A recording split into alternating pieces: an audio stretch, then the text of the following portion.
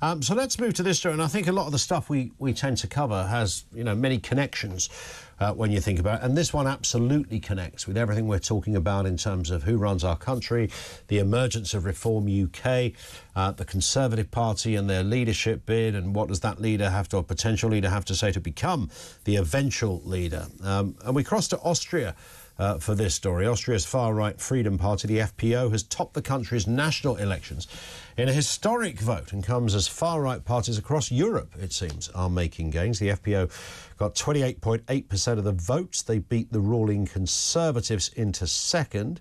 Not quite enough to form a governing coalition, and that could be tricky, but it's happened before. Let's see what the state of play is. Tim Scott is director of the Freedom Association. Afternoon to you, Tim. Ian, good afternoon. Great to be back on. Thank you. Indeed, nice to have you with us. So, the bit that interests me firstly is, where do they come from, the Austrian far-right party? How popular were they before this? Were they always nipping at the heels of power, or has this come out of the blue? Yeah, well, they've been around for a while, Ian. They've been around since at least the 60s. Actually, they've been in coalition. They had a short-lived coalition before with their equivalent of the Conservatives. And I'm not completely surprised by this result. Under their leader, Herbert Kienkel, they won 29% of the vote, as you say, on a very creditable 75% turnout. Puts our 59% at the last election to shame. Yeah. So I'm not entirely surprised at this. And it's a pattern across Europe, Ian. We're seeing this. Italy, here with the rise of Reform and UKIP, Holland as well with Geert Wilders. So I'm not surprised, although I'm sure this won't go down well in Brussels.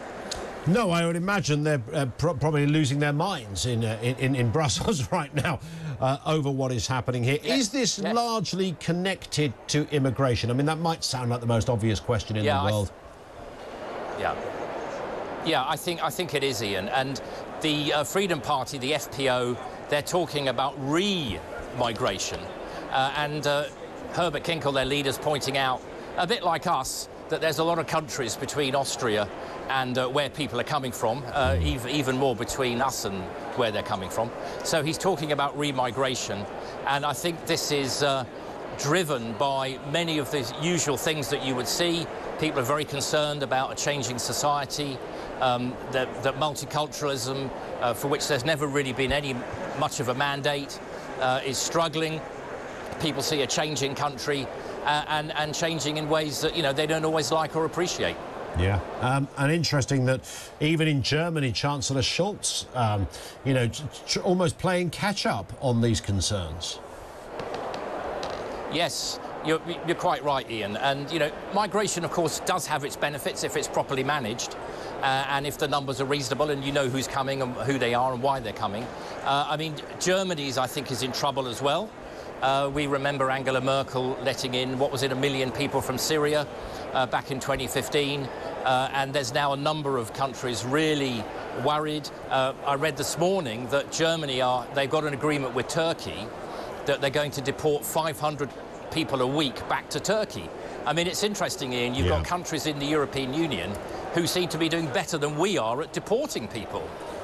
Yeah, what is happening there? How is this happening?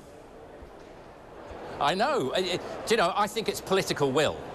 It's a lack of political will among, many of our so-called leaders. We were supposed to take back control, weren't we? Yeah. The great cry of the 2016 referendum, take back control of our borders. Well, we really haven't. And, we've seen record numbers, haven't we? Not just the tens of thousands, but the hundreds of thousands. Over 1 million people came in last year.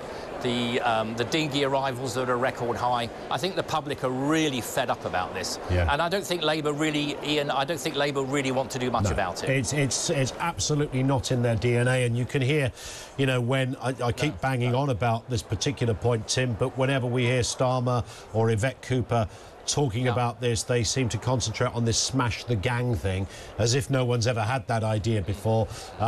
And very little on the actual practical problem that's happening on a daily basis. Yes, you're quite right, Ian. This is not an easy problem to solve, but political will, the right political will and the desire to do something about it would be welcome. Labour have always been happy with high levels of immigration for all sorts of reasons.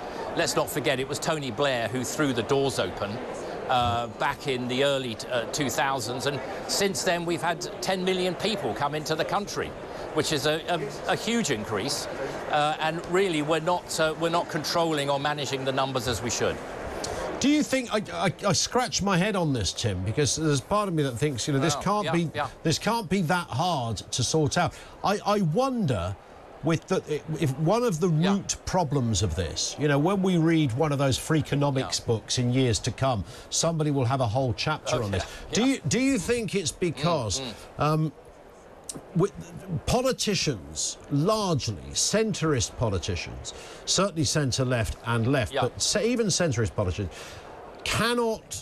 they cannot countenance the idea that they might be seen as horrible people, and they cannot also acknowledge that what has happened in recent years, yes, of course, there is legitimate asylum seekers who are escaping terrible places.